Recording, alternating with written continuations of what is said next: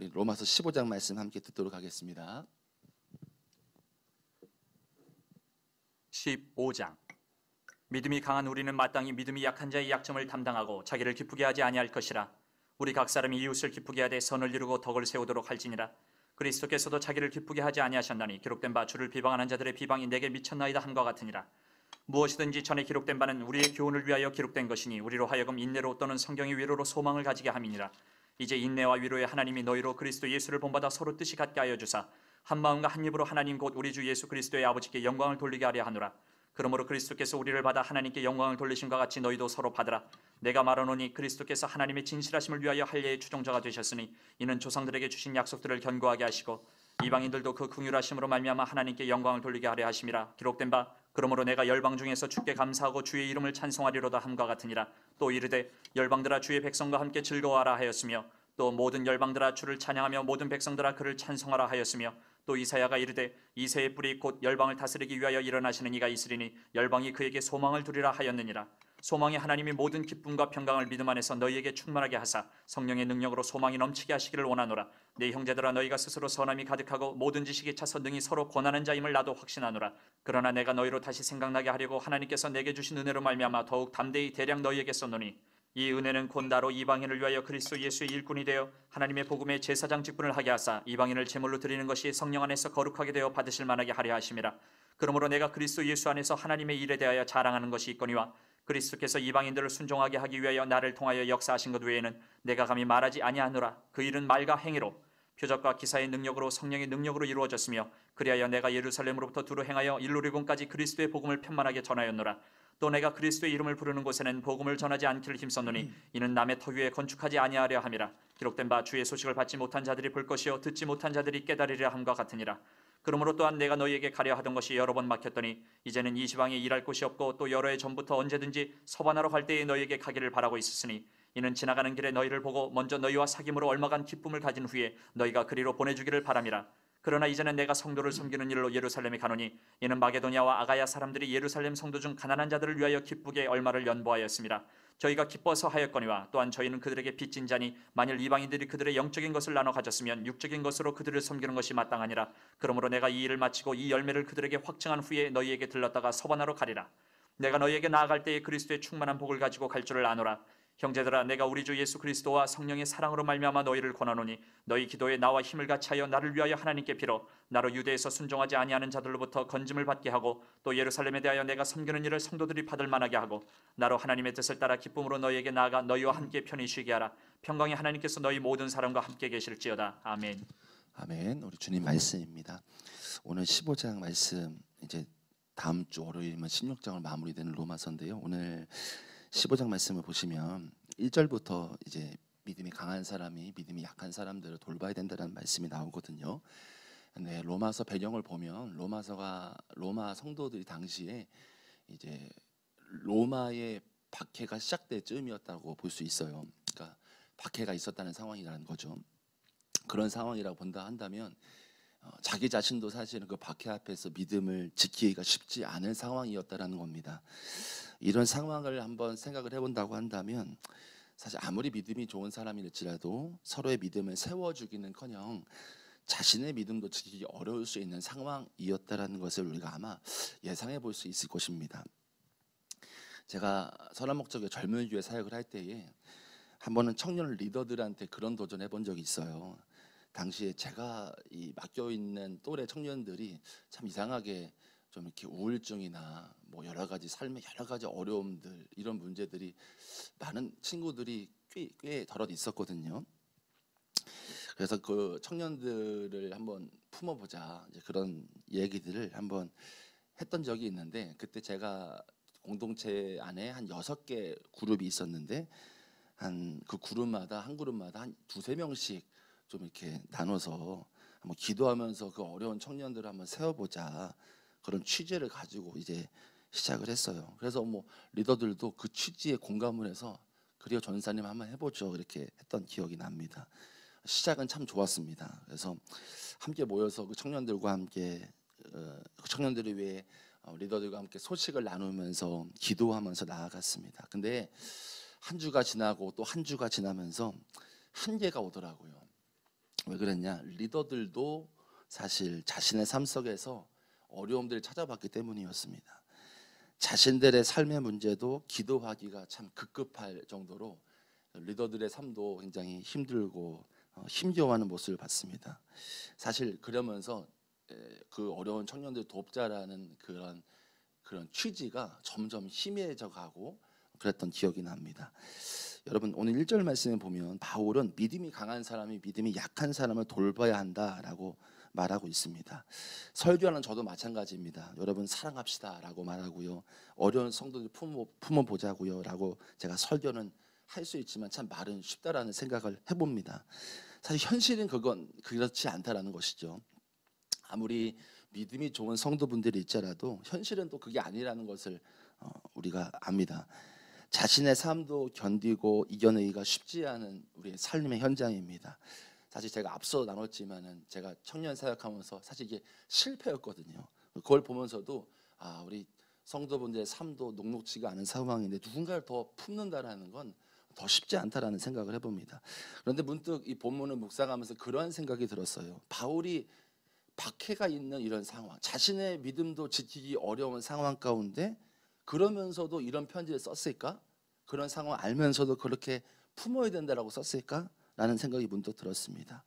로마의 그런 커다란 박해가 시작이 되고 아무리 믿음이 좋은 성도들일지라도 그들의 자신의 믿음도 지키기 쉽지 않은 상황 가운데 그런 상황인데 바울도 이러한 상황을 충분히 알 텐데 서로 격려하고 이겨내라라고 했던 것이죠. 사실 그런 마음이 들었어요. 바울은 알면서도 쓰지 않았을까라는 생각이 들었어요. 그런 어려운 상황, 자기 자신도 믿음을 지키기 어려운데 남도 보살필 만한 그런 영적인 힘이 안 되지만 그래도 서로 격려하고 이겨내야 된다라고 그래 썼다라는 마음이 들었습니다. 그러면서 그는 이렇게 말합니다. 4절 말씀이에요. 제가 읽어드릴게요. 무엇이든지 전에 기록된 바는 우리의 교훈을 위하여 기록된 것이니 우리로 하여금 인내로 또는 성경의 위로로 소망을 가지게 합니다. 무슨 말이냐면요. 앞선 수많은 기록들과 교훈들을 기억하라고 말하는 겁니다. 무엇이든지 전에 기록된 바는 우리의 교훈을 위하여 기록됐다라고 말하고 있습니다. 그러니까 앞서서 구약에 나왔던 인물들의 삶과 주님을 의지했던 그 모습을 통해서 그 기록들을 통해서 여러분들에게 위로와 인내의 소망을 준다라는 것입니다. 여러분 구약의 인물들의 면면을 살펴보면요 생각나는 인물들이 몇 사람이 나옵니다. 자신을 팔아넘긴 형들을 용서했던 요셉을 볼 수가 있죠. 또 용서할 수 없을 것만 같던 백성들을 품어 안았잖아요. 금송아지라고 막 섬겼을 때도 오히려 그들을 품어 안았던 모세였습니다. 그리고 구약에 나오는 수많은 선지자들의 모습을 보면 백성들을 향해서 애통한 마음으로 하나님 말씀을 선포하는 선지자들을 우리가 볼 수 있습니다. 사실 이 인물들 하나님께 쓰임 받았고 하나님께 정말 붙어있던 이 인물들을 공통점이 있다고 한다면 단순합니다. 하나님과 가까웠습니다. 하나님과 동행했고 하나님과 아주 친밀했다는 것입니다. 5절 말씀이 이렇게 나옵니다. 이제 인내와 위로의 하나님이 너희로 그리스도 예수를 본받아 서로 뜻이 같게 하여 주사라고 말하고 있습니다. 5절 말씀에 답이 나옵니다. 구약의 인물들이 그랬듯이 예수를 본받아서 예수를 닮을 때야말로 비로소 나의 문제는 물론이고요 주변의 사람들에게도 도움이 되고 영적으로 힘이 될 수 있다는 것입니다. 우리가 여기에서 발견할 수 있는 것이 있습니다. 뭐냐? 우리 자신이 어떠한 어려움 가운데 견디고 이겨낼 수 있는 것은 전적으로 주님과의 관계에 달려 있다는 것입니다. 뿐만 아니라 나를 넘어서서 누군가를 케어하고 영적으로 돌볼 수 있는 것도 바로 전적으로 주님과의 관계에 달려 있다는 것입니다. 여러분 여기 앉아 계신 분들 대부분이 직분을 가지고 계십니다. 그리고 직분이라는 건 대부분 관계적으로 관련되어 있습니다. 누군가를 돌봐야 하고요. 또 목양적인 부분들이 다 연관되어 있습니다. 여러분들의 여러분들의 사역이 우리 성도분들의 사역이 짐이 되지 않기를 원합니다. 오히려 기쁨이 되고요. 은혜가 되고 감사가 되는 것. 그것이 우리에게 충만하게 이루어지기를 원합니다. 그것이 우리가 사역하면서 누려야 될 거 아니겠습니까? 예수님, 우리가 기쁨이 있고요, 감사가 있고요, 평안이 있고요, 은혜가 있고요. 우리가 사역하면서 그런 은혜가 있어야 될 줄 믿습니다. 오늘 바울이 우리 고난 가운데에 성도들이 이겨낼 수 있는 건 오직 예수님과의 교제에 달려있다라고 말한 것처럼 바로 우리 모든 성도분들의 정말 기쁨이 되고 회복이 되고 은혜가 되는 것은 오직 주님의 관계에 달려있는 줄로 믿습니다. 저는 사역을 항상 할 때에 가장 먼저 하는 제 일과의 시작은 기도입니다. 기도로 일과를 시작합니다. 제 사역의 모토이기도 했습니다. 그래서 사역을 시작하고 여전히 사역하기 전에 항상 기도로 시작을 했습니다. 기도로 시작하지 않으면 시작을 하지 않았습니다. 또 제가 사역 가운데 막힘이 있거나 잘 되지 않고 맡겨진 일들이 잘 풀려지지 않을 때는 일을 하려고 하지 않았습니다. 지금도 여전히 제 모토는 그냥 그 사역이 약간 잘 안 되다 싶으면 바로 그 일을 멈추고 기도의 자리로 들어갑니다. 그리고 기도하고 주님 안에서 풀려진 다음에 다시 일을 시작하곤 했습니다. 여러분, 오늘 우리가 이제 말씀을 붙잡고 있다 기도하실 때에 주님과의 관계를 우리가 점검할 수 있는 시간이 되기를 원합니다.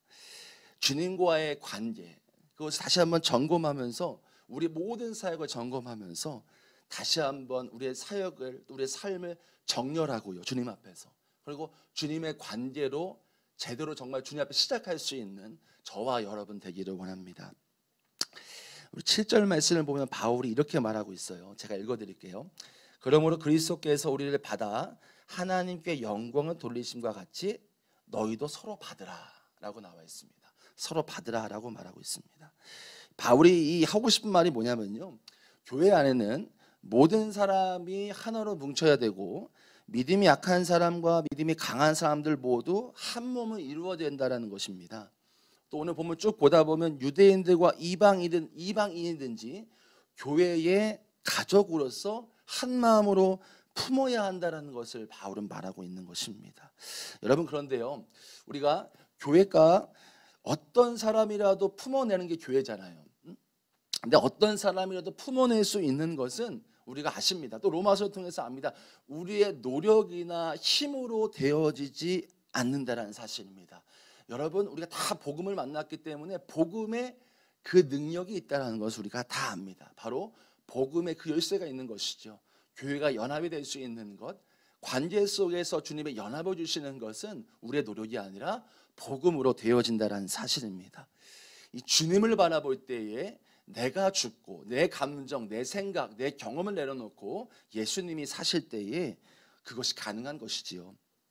여러분, 이 복음에는 놀라운 전염성이 있습니다. 놀라운 사랑의 사람이 되는 게 바로 복음의 능력입니다. 그리고 그 사랑이 나에만 머물러 있지 않고요, 놀랍게 주변에 흘러가게 되어 있는 것이 복음의 능력입니다. 여러분, 우리 한 사람이 변화가 될 때요, 예수님을 바라보면서 내가 죽어지고 내 감정, 내 생각이 죽어지고 예수로 살 때에 나 자신만 변화되는 것이 아니라 내 주변도 변하고요, 교회도 변화가 된다는 것입니다. 13절 말씀 보면 이렇게 나옵니다. 소망의 하나님이 모든 기쁨과 평강을 믿음 안에서 너희에게 충만하게 하사 성령의 능력으로 소망을 넘치게 하시기를 원하노라 라고 말하고 있습니다. 여러분, 복음이 무엇입니까? 우리 마음에 부어지는 은혜, 기쁨, 그런 은혜와 소망 아니겠습니까? 우리 안에 성령께서 거하시고 그 계신 우리 성령으로 거하고 계신 예수님과 함께 교제하면서 예수님과, 복음이신 예수님과 동행하면서 풍성한 은혜와 기쁨과 소망을 누리는 것이 바로 복음이지 않습니까? 그런데 이 13절 말씀에 소망을, 복음의 소망을 주시는 분이 바로 하나님이시라고 말하고 있습니다. 소망의 하나님이 이렇게 나옵니다. 여러분, 우리의 삶에 복음의 감격을 누리고 소망을 주시는 하나님, 그 하나님을 경험하는 자리가 어디입니까? 바로 예배입니다. 예배. 여러분, 예배가 살아있다라는 것, 교회가 살아있다라는 것은 우리가 어디서 확인할 수 있는지 아십니까? 바로 예배입니다. 예배가 살아있는 교회는요, 분위기부터가 다릅니다. 예배당 앉을 때부터 마음의 은혜가 다릅니다. 우리말에 여러분 하나를 알면 열을 안다라고 말이 있습니다. 예수님께서도 나무를 보면 열매를 안다라고 하셨습니다. 그 교회를 알려고 한다면 예배를 보면 안다라고 할 수 있는 것입니다. 우리가 이 시간 우리가 7절 말씀을 붙잡고 있다가 기도할 건데요. 우리가 하나님의 그 은혜, 복음으로 말미암아 하나 된다라는 것, 그리고 그 복음의 은혜를 누리는 것은 예배로 된다라는 것을 우리가 붙잡고 싶습니다. 그리고 우리의 예배를 한번 점검해 봤으면 좋겠어요. 우리의 예배는 어떤가예요? 우리의 예배가 살아있다고 한다면 교회에 문제가 생기겠습니까? 예배를 통해 복음의 감격을 누리고 놀라운 하나님의 소망으로 사로잡히게 된다라고 한다면 서로 다투거나 싸우는 일들이 벌어질까요? 교회에 문제가 생길까요? 교인들, 성도분들 안에 문제가 생기겠습니까? 혹은 내 삶에 문제가 생기겠습니까? 사실 예배에 달려있다는 것입니다.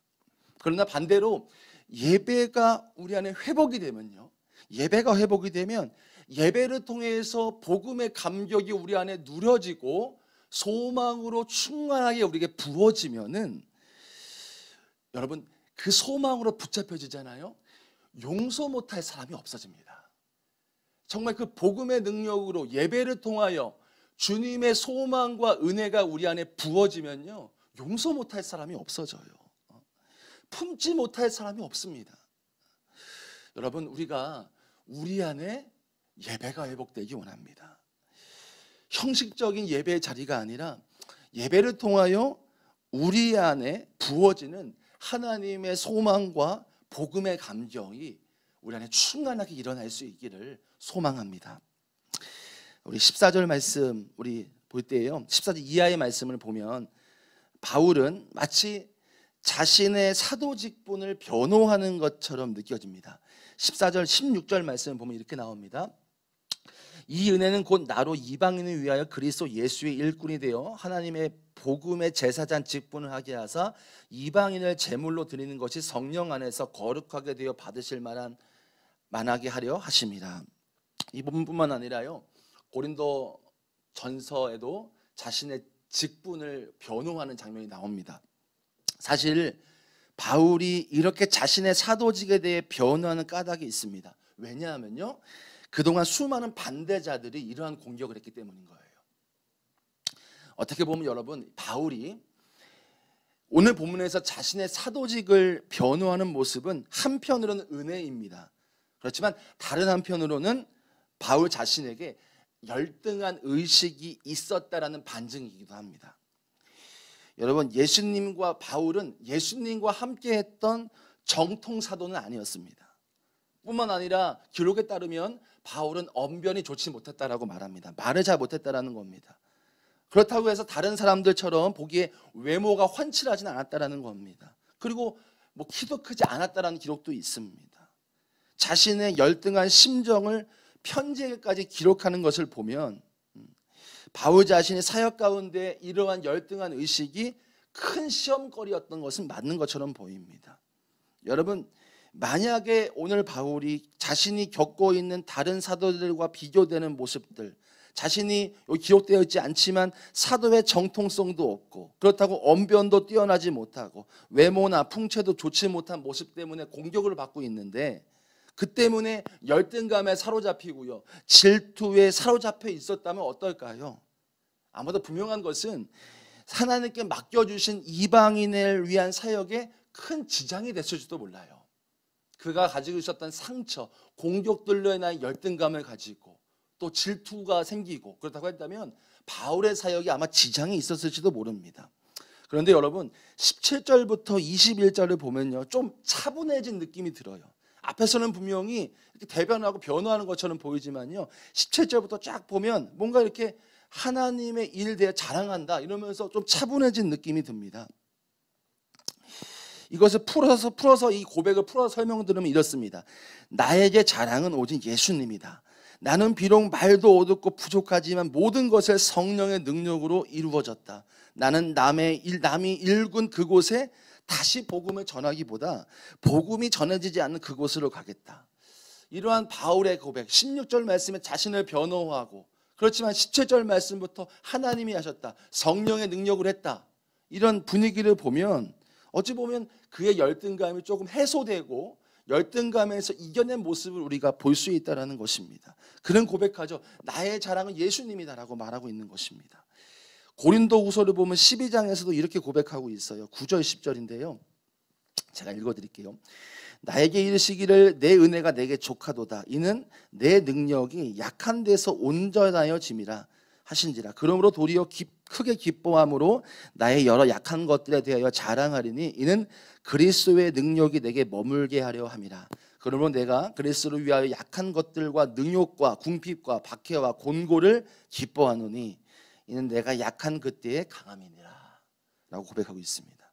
여러분, 오늘 말씀도 그렇고요, 지금 읽어드린 고린도후서도 바울은 여전히 그를 공격하고 사도직으로 공격하고 그의 연약함을 통해서 공격하면서 그는 충분히 열등의식에 사로잡힐 수 있었을 거예요. 또 마음에 질투도 생겨났을지도 모릅니다. 그러나 바울의 고백을 보면 그것을 다 고백하고 내가 예수님으로 인하여 이겨냈다라고 고백하는 것처럼 보입니다. 바울은 여러분 예수님만 붙들고 의지했습니다. 그렇기 때문에 그 안에 마음속에 벌어지는 열등의식 빠지지 않았다는 것입니다. 여러분, 바울의 이러한 모습을 통해서 우리가 교훈을 찾을 수 있는 게 있습니다. 우리에게도 열등의식이 있을 수 있습니다. 또 우리 안에 우리가 해결하지 못하는 마음의 문제들이 있을 수 있습니다. 그 모든 문제의 해결책이 어디에 있습니까? 바로 예수님께 있는 것입니다. 예수님께 있는 거예요.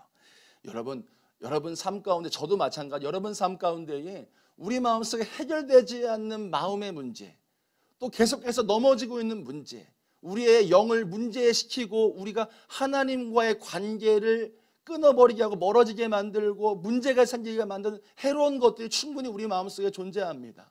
오늘 바울이 그런 문제가 있을 때 예수님만 붙들었던 것처럼 저와 여러분도 예수님께 가져가기 원합니다. 그럴 때 주님께서 우리의 문제를 해결하시고 치유하실 줄로 믿습니다. 마지막으로요, 22절 이하를 보시면 바울이 이제 자신의 목회 일정을 이야기하고 있습니다. 사실 바울은 오늘 편지에서 자신이 로마와 스페인에 가려고, 서바나 가려고 한다라고 밝혔습니다. 그러나 오늘 본문을 보면 바울은 그 발걸음이 예루살렘으로 향했습니다. 바울의 마음은 이미 로마와 스페인을 향해 있었지만 주님께서는 바울이 그 전에 예루살렘을 향해 가서 사명을 감당해야 했기 때문에 그렇게 보내신 것이죠. 우리가 바울의 마지막이 결국은 스페인 땅을 밟지 못했다는 것을 우리가 알고 있습니다. 바울 자신이 스스로 생각하고 계획했던 스페인 선교가 로마에서 멈추게 됩니다. 그래서 그곳에서 순교하죠. 그리고 그는 하나님의 뜻대로 로마에서 옥에 있는 동안에 여러 사람들에게 복음을 전하고요, 결국은 황제 앞에서 복음을 전파했습니다. 사실 바울의 사명은 여기까지였습니다. 그의 계획은 서바나로 가려 했지만 로마에서 멈추었지만 예수님께서는 바울의 순교와 더불어서 수많은 순교자들의 피로 말미암아 300년 후에 로마를 통해 전 세계에 복음을 전하게 하셨습니다. 여러분, 오늘 바울의 마지막 여정, 목회 일정을 보면서 바울이 생각한 계획대로는 그의 사역의 길이 열리진 않았다는 것을 우리가 알게 됩니다. 그러나 여러분, 바울의 사역이 거기까지였지만 하나님께서는 바울을 통해서 놀랍게 역사하셨다는 것을 우리가 알 수 있습니다. 여러분, 바울은 주님께 철저히 순종하는 삶을 살았어요. 아무리 자신의 계획과 생각이라도 주님께서 멈추라 하시면 멈췄고요, 주님이 가라고 하시면 가는 게 바로 바울의 삶이었습니다. 여러분, 우리가 마지막으로요, 이 바울의 삶을 통해서 도전받을 수 있고 은혜가 될 수 있는 것이 있습니다. 바로 무엇이냐? 하나님께서는 순종하는 한 사람을 통하여 하나님의 일을 이루신다는 것입니다. 하나님께서는요, 순종하는 한 사람을 통해서요, 하나님의 나라를 이루시고자 원해요. 여러분 삶 가운데 저도 마찬가지고요, 우리 교회에 하나님이 하시고자 하시는 일이 있습니다. 또 우리 가정에요, 하나님이 하시고자 하는 일이 있어요. 그것은 하나님 나라가 임하는 것입니다. 천국이 임하는 거예요. 우리의 회사 가운데 하나님이 하시고자 하는 일이 있습니다. 바로 천국이 임하는 것입니다.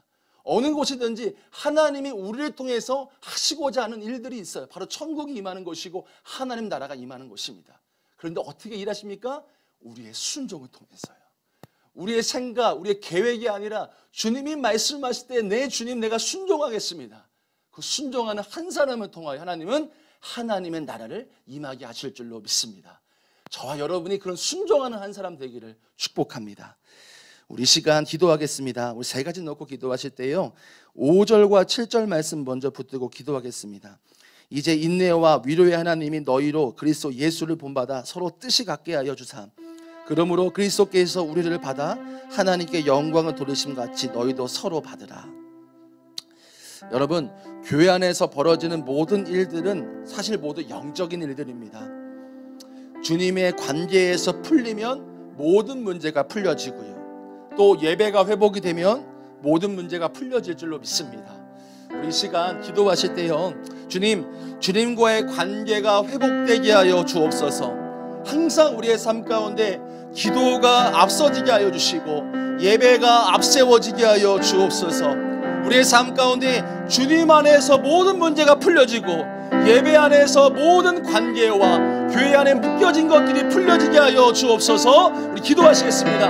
하나님 아버지, 교회는 영적인 공간입니다. 주의 영이 계시고 또 사단도 영으로 공격하고 역사하는 공간입니다. 주님, 우리가 주님의 관계 안에서 모든 것이 풀려지기를 원합니다. 주님의 관계 안에서 모든 것이 풀려지고 예배를 통하여서 우리의 심령과 마음이 회복됨을 통하여 모든 묶여진 것이 풀려질 줄로 믿습니다. 주님 아버지, 항상 아버지 주님과의 관계 안에서 풀어질 줄로 믿습니다. 우리의 삶이 항상 주님 안에서 있기를 원합니다. 주님의 관계 안에서 시작하고 주님의 관계 안에서 모든 것을 마무리하고 예배 안에서 모든 것이 시작이 되어지고 예배 안에서 모든 것이 풀려지는 놀라운 역사가 우리 교회 가운데 임하게 하여 주옵소서. 하나님, 교회 안에 여러 가지 어려움도 있고 관계적으로 어려움도 있고 힘듦도 있지만 그 모든 것은 바로 주님과의 관계 안에 있는 줄로 믿습니다. 예수님과 내가 충만한 은혜 안에 있을 때에 그들 향한 마음도 열릴 것이고 아버지에 대한 마음으로 충만케 될 것으로 믿사오니 우리 심령 가운데 아버지의 마음을 부어주십시오. 주님의 관계 안에서, 기도 안에서 우리의 관계가 온전히 주님 안에 풀려지고 뿐만 아니라 우리 안에 모든 관계가 예수님 안에 풀려지는 놀라운 은혜가 임하게 하여 주옵소서. 주님 안에서 풀려질 줄 믿습니다. 예배 안에서 풀려질 줄로 믿습니다. 충만한 예배 안에서, 주님의 관계 안에서 나 자신과 주님과의 관계뿐만 아니라 우리의 모든 관계 안에서 예배와 또 주님의 관계와 기도와 모든 영적인 것들을 통하여 풀려지는 놀라운 역사가 일어나게 하여 주옵소서. 우리 교회 안에 여러 가지 묶인 영역들 예수의 이름으로 선포합니다. 예배를 통하여 회복될지어다. 주님, 우리 안에 모든 관계의 묶임도 예수의 은혜 안에 풀려날지어다. 주님의 은혜로 충만케 하여 주시고 우리 교회 안에 놀라운 주님의 교제가 충만케 하여 주시고 예배의 충만함이 우리 교회 가운데 일어날 수 있도록 성령이여 우리 안에 역사하여 주옵소서. 주님의 마음으로 충만케 하여 주옵소서. 우리 이 시간 기도하실 때요, 두 번째로 기도하실 때 바울은 예수님만 붙들었고 의지했습니다. 그렇기 때문에 그 안에 수많은 열등감들이 올 수 있었지만 이길 수 있었던 것이고 빠져들지 않았던 것입니다. 여러분, 우리의 삶 속에도 벌어지는 여러 가지 문제들이 옵니다. 우리 마음속에 해결하지 못하는 문제들, 우리 삶의 모든 영역들, 그 문제들은 오직 예수님께 풀려지고 예수님이 치유하시는 것을 붙잡고 기도하기를 원합니다. 내 안에 상처, 또 죄의 그로 인해서 우리 안에 역사하는 여러 가지 문제들 모두가 예수 그리스도 앞에 내어놓고 치유받고 회복되기를 원합니다. 복음이신 예수님, 그 예수 그리스도의 그분이 우리의 마음을 해결하시고 치유하실 줄로 믿습니다. 우리가 이 시간 두 번째로 기도하실 때요, 우리의 문제를 주님께 내어놓는 기도 되기를 원합니다. 주님께서 치유하실 것입니다. 우리 기도하실 때에 내 안에 자리 잡은 모든 상처와 죄를 도말하여 주시고 우리의 상처나 죄로 인하여 타고 들어온 여러 가지 문제들이 예수 그리스도 앞에서 다 떠나갈지어다. 우리 주여 한번 부르고 기도합니다. 주여, 주님 아버지, 우리의 삶의 상처와 죄로 인하여 우리 안에 들어온 모든 문제들이 예수의 이름으로 말미암아 떠나갈 줄로 믿습니다. 주님, 바울은 자신 안에 놓여져 있던 여러 가지 상황과 열등한 마음들, 또 그로 인하여 여러 가지 마음들 찾아왔을지라도 그는 예수님으로 인하여 만족하고 예수님으로 말미암아 치유되고 회복되는 그의 삶을 우리가 봅니다. 우리도 우리의 삶 가운데 여러 가지 상처와 말 한마디 여러 가지 모습들을 통하여 우리 안에 들어와 있는 여러 가지 쓴뿌리 여러 가지 상처들이 예수의 이름으로 치유될 것으로 믿습니다. 바울이 넘어졌다고 한다면 사역에 지장이 되었을 것입니다. 우리도 마찬가지로 이러한 상처와 죄의 문제로 넘어질 때 우리의 영적으로 문제가 일어납니다. 주님 아버지, 우리의 삶의 모든 문제가 예수님께 나아가 예수님으로 말미암아 치유되고 회복되게 도와주옵소서. 우리의 영이 회복될지어다. 우리의 영이 주님의 은혜로 말미암아 주님의 충만한 교제 안에서 여러 가지 마귀의 공격 가운데 승리하고 우리의 마음의 모든 문제들이 예수님 앞에 내어놓음을 통하여 치유되고 회복되어지고 그런 말미암아 일어나서 주님과의 충만한 교제 안으로 깊이 들어가게 하여 주옵소서. 우리의 영이 살아나게 하시고 우리의 영이 죄와 상처로 인하여 눌리지 않게 하여 주옵소서. 오직 예수님으로 말미암아 우리의 심령이 회복되어지고 우리의 놀라운 주의 은혜로 임하여 주옵소서. 오 주여 감사합니다. 우리 치유시키실 주님을 찬양합니다. 우리 마지막으로 기도하실 때 22절 말씀 붙들고 기도하신 후에 계속해서 성령께서 우리 마음에 부어주신 대로 기도하시면 좋겠습니다. 22절입니다. 그러므로 또한 내가 너희에게 가려도 하던 것이 여러 번 막혔더니. 여러분, 바울이 생각했던 계획했던 대로 그의 사역의 길은 열리지 않았습니다. 그러나 이러한 바울을 통하여 순종하는 바울을 통하여 하나님은 로마에 역사하셨고요, 300년 후에는 로마의 국교가 되면서 또 수많은 나라로 복음이 전파되게 하셨습니다. 여러분, 주님께서는요 우리의 삶 가운데 하나님 나라가 임하시기를 원하세요. 우리 내 삶에 또 우리 가정 안에 우리 교회 안에 또 우리의 모든 삶의 영역, 회사가 될 수도 있고요, 그 땅에 하나님의 나라가 임하기를 원하십니다. 근데 그것은요 너무나 단순합니다. 우리의 순종을 통하여 일하십니다. 우리 마지막으로 기도하실 때 주님, 내가 하나님 나라가 내 삶에 이루어지기를 원합니다. 주님, 내가 바울이 그랬던 것처럼 내 계획과 내 생각 내려놓고 주님의 말씀에 내가 순종하겠습니다. 따라가는 내가 되겠습니다. 우리 마지막으로 주여 한번 부르고 계속해서 기도합니다. 주여